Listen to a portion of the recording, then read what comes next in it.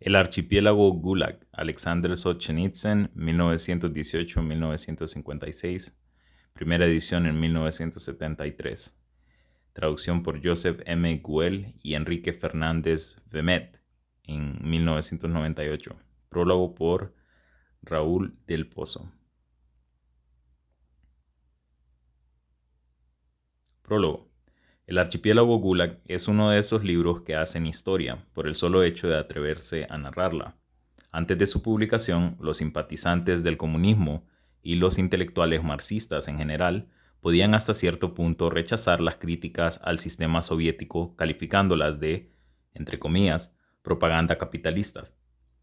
Después, hasta los más recalcitrantes tuvieron que terminar admitiendo que el régimen impuesto por la revolución bolchevique se apoyó en el terror y en el horror, y aún así, y quizás precisamente también por eso, terminó colapsando y derrumbándose en 1989.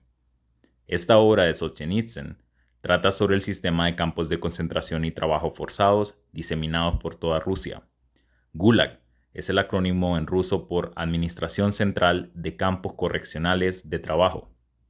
El título original del libro en ruso es Archipelag Gulag, con dos palabras que riman no por casualidad. Entre paréntesis, un detalle de este archipiélago, formado por una enorme cantidad de campos, puede consultarse en la semblanza de Alexander Solzhenitsyn, publicada en forma separada de esta misma editorial virtual. La narrativa, compuesta en parte por el testimonio personal de Solzhenitsyn y en parte por el de 227 testigos que aportaron sus vivencias, sigue del devenir del sistema soviético de campos de concentración y de trabajo forzados, desde sus inicios en 1918 hasta aproximadamente 1956. Incluye el tratamiento de los decretos originales emitidos por Lenin, muy poco después de la revolución bolchevique, las diferentes purgas y oladas o riadas que alimentaron la población de los campos, y llega hasta el año en que Khrushchev pronunció su famoso discurso secreto, que ya no es secreto, ante el 20º Congreso del Partido de 1956, en el cual denunció el culto a la personalidad instituido por Stalin. Hasta la publicación de El archipiélago Gulag, eran muchos los que afirmaban que todo el sistema de campos de concentración soviético no constituía más que una desviación del comunismo. Desviación que está íntegramente imputable al Stalin, quien gobernó a Rusia entre 1928 y 1953. Y precisamente, uno de los grandes méritos de Solzhenitsyn es el haber destruido este mito, ya que su obra rastrea la estructura material y jurídica del sistema represor soviético hasta el propio Lenin. De hecho, queda demostrado que esta estructura, en sus características esenciales, no solo fue instaurada en tiempos de Lenin, sino diseñada e implantada directamente por Lenin mismo. A esta conclusión se arriba de una manera forzada considerando las leyes aprobadas y hasta redactadas en borrador por Lenin, con lo cual Stalin emerge, no como el hombre que se apartó del camino trazado por el padre del comunismo soviético, sino por un realizador práctico de procedimientos y objetivos preexistentes, a los cuales indudablemente les impuso su terrible y siniestra impronta personal. Ello, de más está decirlo, pone en duda toda la validez moral del comunismo soviético. No se trata, pues, de una bella utopía leninista que degeneró por culpa del estalinismo.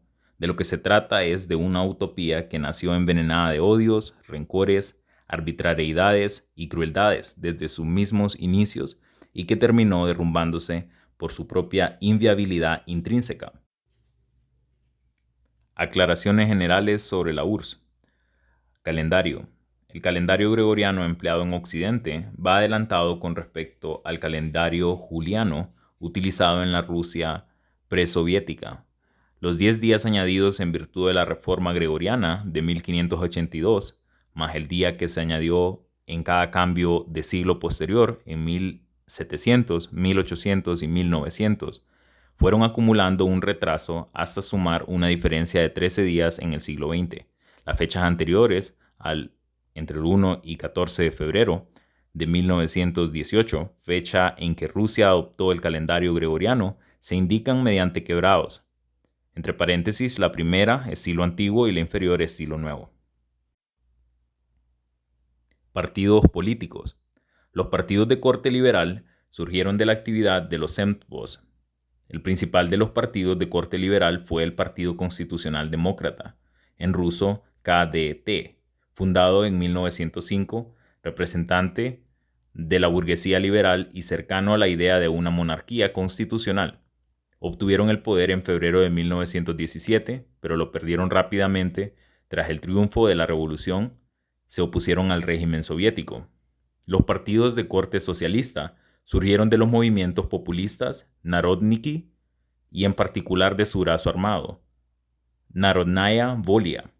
El Partido Socialdemócrata Obrero de Rusia se fundó en marzo de 1898, pero durante su segundo congreso en Londres de 1903 se escindió en dos fracciones irreconciliables: mencheviques, partidarios de una evolución lenta acompañada de progreso económico y apoyada en la burguesía, y bolcheviques, revolucionarios que no pretendían más que un mero cambio económico basados en el proletariado. La otra gran familia socialista, no marxista, era la del Partido Socialista Revolucionario, en ruso SR, fundado en 1901 y surgido directamente de Narodnaya Volia. Su método fundamental de lucha era el terror individual. En 1904 dieron muerte al ministro del Interior V. Plebe y gozaba de popularidad en el campo gracias a su programa para la redistribución de tierras.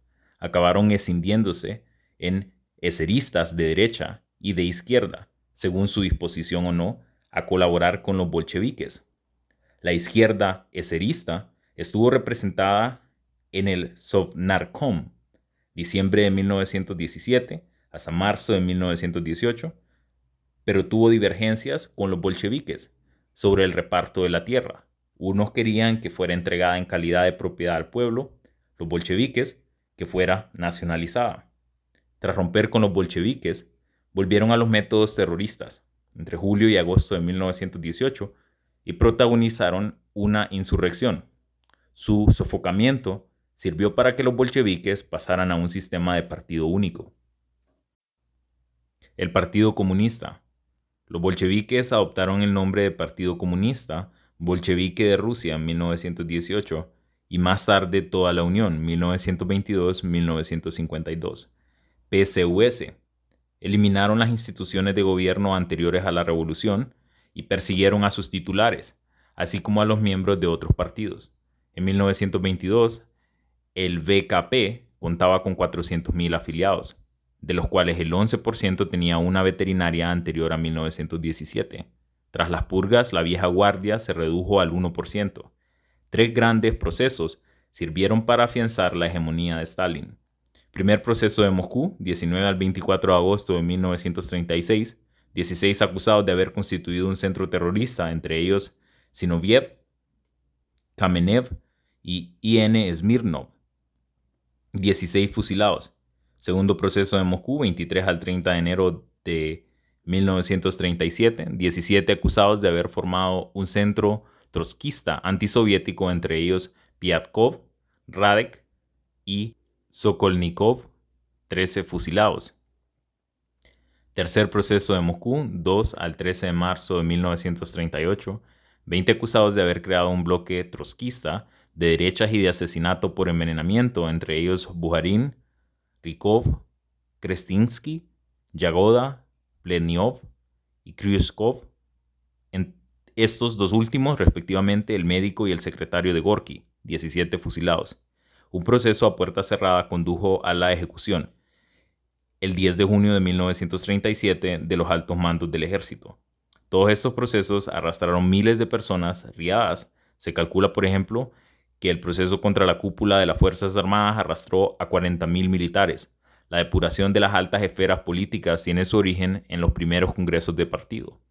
Su historia empieza conforme se acerca la muerte de Lenin, el 21 de enero de 1924. 12º Congreso, abril de 1923, la troika compuesta por Zinoviev, Kamenev y Stalin consigue bloquear el avance de Trotsky, su más serio competidor, quien rechaza las concesiones que la NEP hace a los campesinos. 13º Congreso, mayo de 1924, dos tendencias claras en el seno del partido. Zinoviev, partidario de favorecer el desarrollo de la agricultura, ataca a Trotsky, defensor de la industrialización, a ultranza.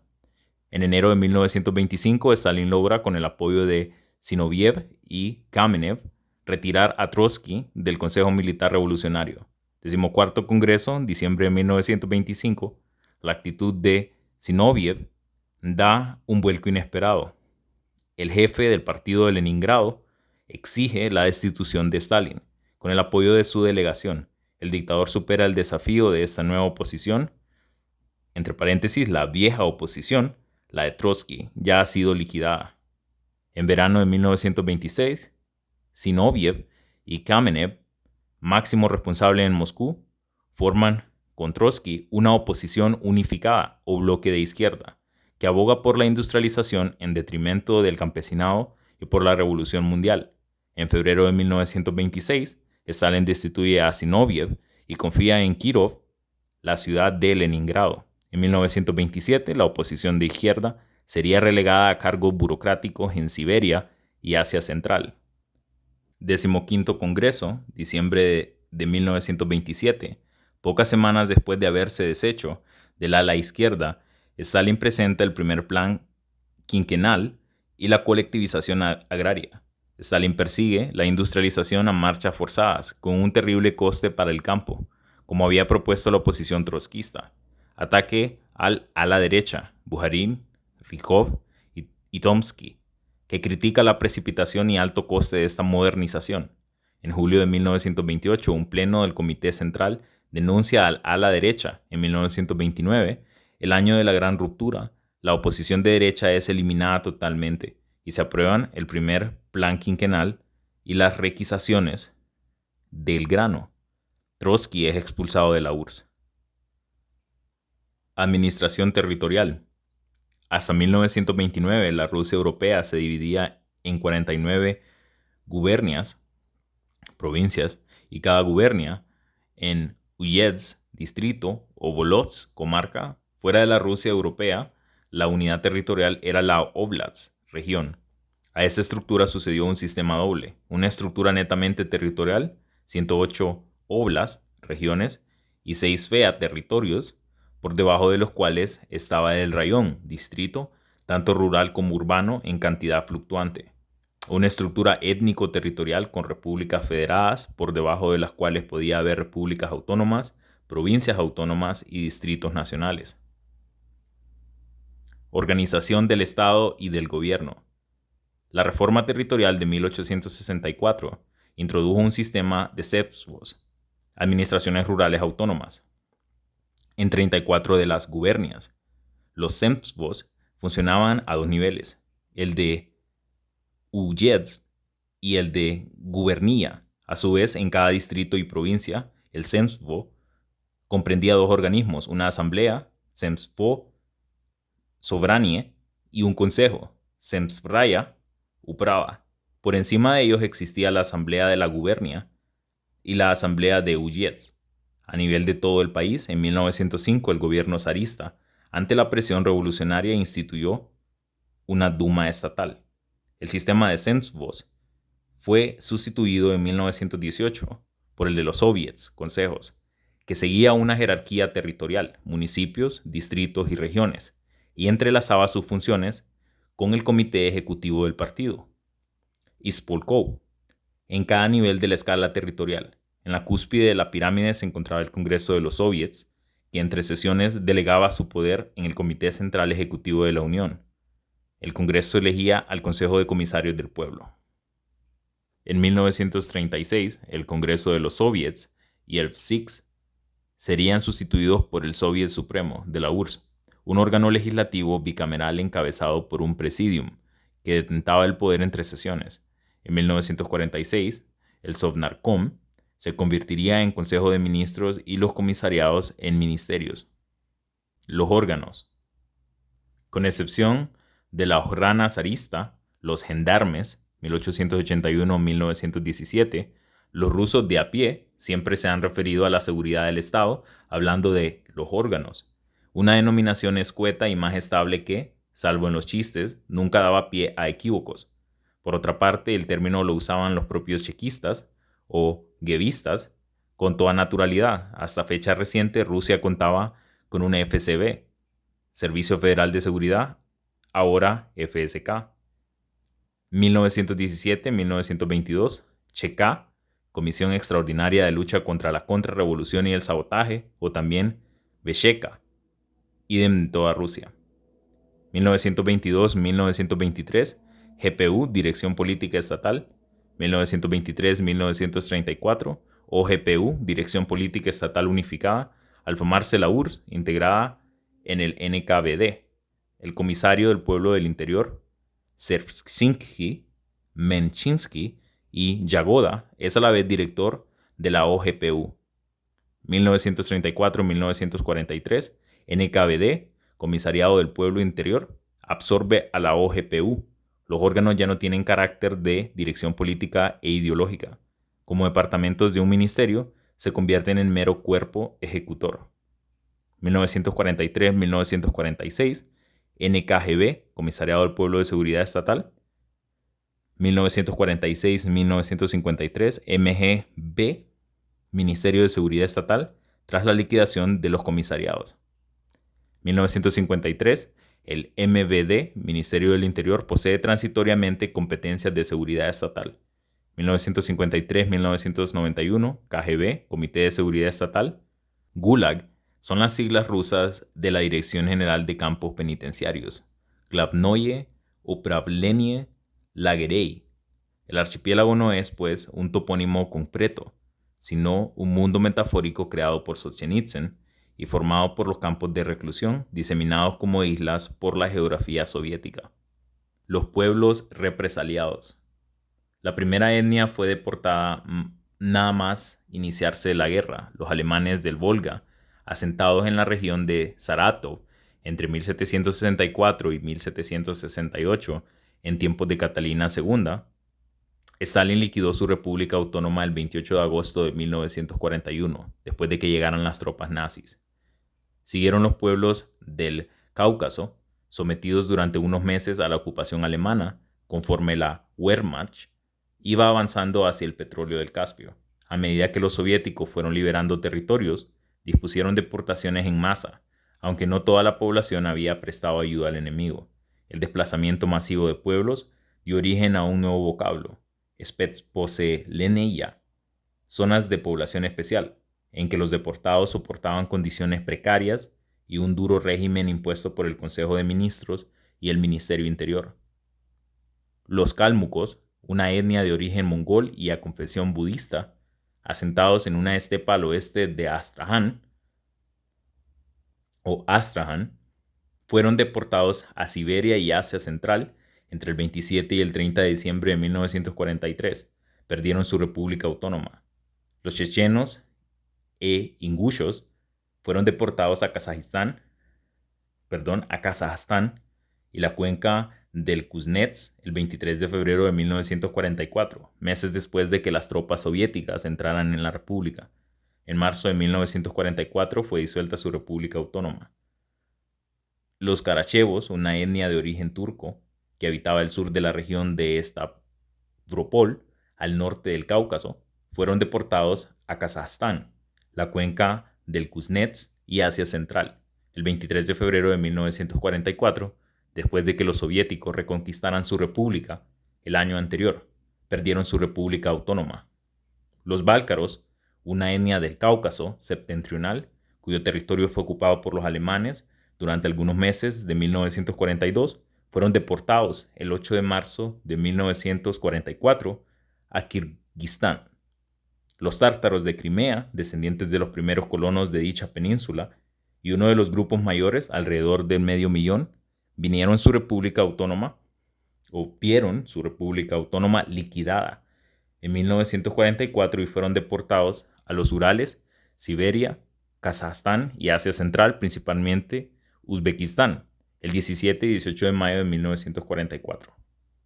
La última riada se produjo en 1948, cuando unos 40,000 soviéticos de ascendencia griega residentes desde hacía siglos en Crimea y otras áreas del Mar Negro, fueron deportados a Asia Central. Esta vez no se trató de una acusación de traición. Stalin pretendía simplemente depurar todas las comunidades extranjeras. Muerto ya Stalin, los caucásicos empezaron a volver de forma espontánea a partir de 1954. Su retorno y el discurso de Khrushchev en 1956 forzaron al Soviet Supremo a reconocer su inocencia el 11 de febrero de 1957. A esta decisión le siguió el restablecimiento de las repúblicas autónomas de Kamulcos, Bálcaros, Karachevos, chechenos e ingushos.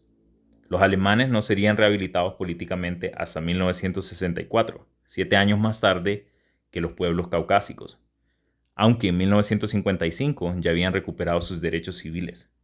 Pero no se restableció su república autónoma. Los tártaros de Crimea consiguieron en 1967 un perdón sin derechos territoriales ni autonomía, hasta el día de hoy. A partir de los años 80 empezarían a volver, aunque muchos siguen viviendo en Siberia y Kazajstán. Mención aparte merecen los pueblos bálticos, estonios, letones y lituanios, independientes entre 1919 y 1920. Y 1940 fueron anexionados de facto por la URSS, ocupados por los alemanes en 1941 a 1944, víctimas de 2 gigantescas oleadas de deportaciones, 1940, 1944, 1945. Acabada la contienda de los estados bálticos, hubo grupos guerrilleros durante largo tiempo y obtuvieron la independencia en 1991. Los cofrades. En Rusia, los delincuentes comunes son algo más que simples ladrones y forman todo un submundo. La cofradía, con sus propias leyes, lengua y código de honor, como cuenta Solzhenitsyn, se trata de un universo desconocido para el ciudadano común. El panoli, frayer, hasta que entre en el archipiélago. En Rusia se distingue entre los criminales del gremio, profesionales y reincidentes, y los simples delincuentes comunes no políticos, que pueden estar en prisión por un delito ocasional y hasta leve. Por su parte, los criminales dividen el mundo en primer lugar entre los panolis y los cofrades. Los suyos, los del gremio, pueden adoptar los usos de la cofradía y convertirse en aguachirri o polutsvetnoi, sin por ello entrar a formar parte de ella. En cambio, los que han sido cofrades y han dejado de atenerse al código que se denominan perros, suki, y ya no son considerados ladrones decentes. Para la Germania y el resto de jerga penitenciaria, se ha procurado utilizar equivalentes dada la imposibilidad de verter los términos por medio de una traducción. Se han utilizado para ello las definiciones contenidas en Valdayev, Kuzmich, Mihailovich, Slovar, Tyurremnovo, Bladnovo Sargona, Diccionario de Germania y Jerga Penitenciaria, Moscú 1992 y también Galer Marqués, Soviet Prison Camp Speech, A Survivor's Glossary, Wisconsin 1972. A todos los que no vivieron lo bastante para contar estas cosas y que me perdonen si no supe verlo todo, ni recordarlo todo, ni incapaz de intuirlo todo.